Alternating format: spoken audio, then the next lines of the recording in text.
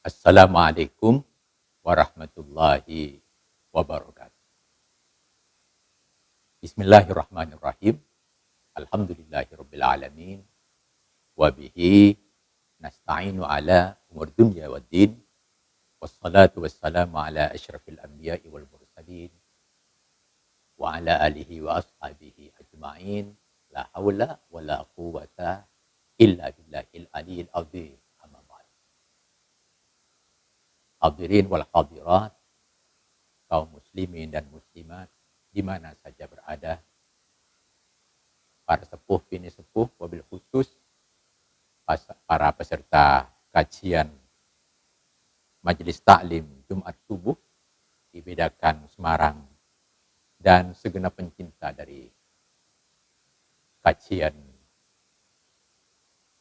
selektif hadis dari kitab Tajridus Shahih. Puji syukur mari kita bersama-sama panjatkan kehadiran Allah Subhanahu wa taala. Karena pada saat bulan Ramadan 1442 ini, di bagian-bagian akhir kita masih sempat bersama-sama mengkaji secara selektif hadis Nabi yang kita petik dari ringkasan kitab Sahih Al-Bukhari. Para hadirin yang terhormat, ada amal yang sering kita tanyakan, terutama yang sudah kita lakukan. Kadang terasa amal itu kurang sekali. Kadang amal itu habis-habisan kita lakukan. Lalu kita ragu. Yang kita lakukan habis-habisan itu begini ndak ketentuan Rasul sebetulnya berkaitan amal itu. Padahal kadang-kadang kita bingung ya, kalau sangat sedikit, ada gunanya ndak amal sedikit itu. Ternyata yang demikian itu kita tidak sendiri.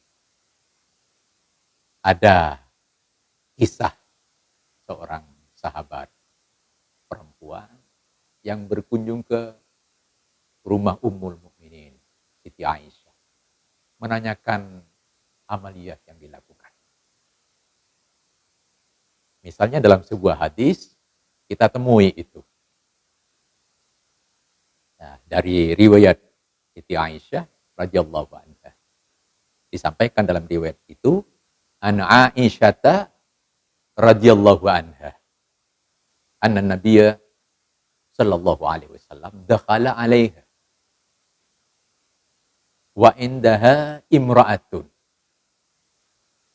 faqala man hadhi qalat fulana tadhkuru min salatiha qala mah alaikum bima tufiquna wallahi la yamullullahu hatta tamallu wa kana ahabbud dini ilaihi ma dawama alaihi sahibu.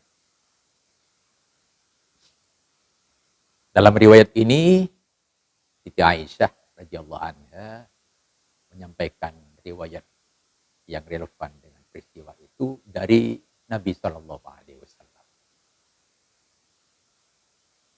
bahwa Nabi dakhala 'alaiha, masuk ke ruang di mana Siti Aisyah itu menemui tamu ketika itu. Wa indaha imra'atun, di hadapan Siti Aisyah itu ada seorang wanita. Lalu Nabi hadir ketika itu. Faqala man hadhi? Nabi bertanya, siapa gerangan tamu kita ini? Qalat fulana. Ya, dia dari sahabat kita Rasulullah. Tadhkuru min salatiha. Dari tadi berbincang-bincang tentang kondisi salat dia. Yang sedikit, yang banyak, yang sedang. Nah, dia rupanya ingin solusi, wahai Rasulullah. Nah, Rasul lalu menjelaskan tentang itu. Qala mah, tinggalkan yang merepotkan itu, yang membuat kita pusing itu. Kita berpikir tentang amal yang macam-macam, yang rumit-rumit, yang kadang-kadang kita kerjakan dengan menumpuk-numpuk. Seakan-akan kita direpotkan, dipersulit dengan itu. Lalu Rasulullah menjelaskan, alaikum bima tutiqun. Wajib atas kalian melakukan sesuatu sesuai kemampuan.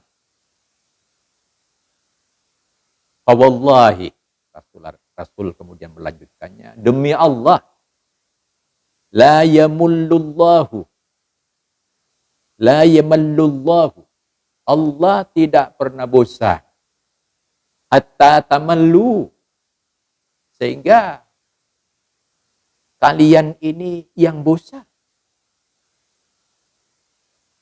Wa kana ahabbuddin ilaihi, adalah sebaik-baik yang paling disuka dari aktivitas agama dalam pandangan Allah adalah ma dawama alaihi sahibuhu, apa-apa yang secara dawam, secara kontinu, secara istiqomah dilakukan oleh sahibuhu, oleh orang yang beramal itu. Hadirin yang terhormat beserta hadirat, amal itu adalah apa yang kita lakukan, yang kita hadir di dalamnya. Yang ringan dan senang kita melakukan. Dijalankan sekaligus kita bisa menikmatinya secara istiqomah. Hati kita tenang melakukannya, khusyuk kita menunaikannya, dan bukan karena semacam dipaksa-paksa. Amal yang demikian itu yang dilakukan secara kontinu, sedikit tapi kontinu, sedang tapi kontinu, banyak tapi kontinu, yang menyenangkan kita melakukannya secara istiqomah, itulah amal yang paling disuka oleh Allah Subhanahu wa ta'ala. Dalam hadis lain dijelaskan kepada kita, amal yang disukai oleh Allah itu amal yang banyak dilakukan, ya, yang terus menerus dilakukan, walau itu mungkin amal sederhana. Nah, dengan demikian maka amal yang kita lakukan secara istiqomah itu penting bagi kita, dan amal yang kita lakukan secara demikian banyak nilai, karena orang itu pada dasarnya adalah dari apa yang dia lakukan, dari apa tumindak bagus yang dia sendiri hadir senang dalam melakukan. Dan Allah tidak pernah bosan dengan bentuk apapun amal, sederhana sekalipun, sedikit sekalipun, yang kita lakukan secara istiqomah. Itulah amal yang disuka oleh Allah Subhanahu wa ta'ala, dan itu ajaran Islam yang disampaikan oleh Rasulullah Muhammad sallallahu alaihi wasallam. Mari kita menunaikan amal-amal secara tenang dan istiqomah dalam amal kita sehari-hari. Mudah-mudahan uraian ini bermanfaat, dan insya Allah kita lanjutkan pada kesempatan yang akan datang. Sekian. Wassalamualaikum warahmatullahi wabarakatuh.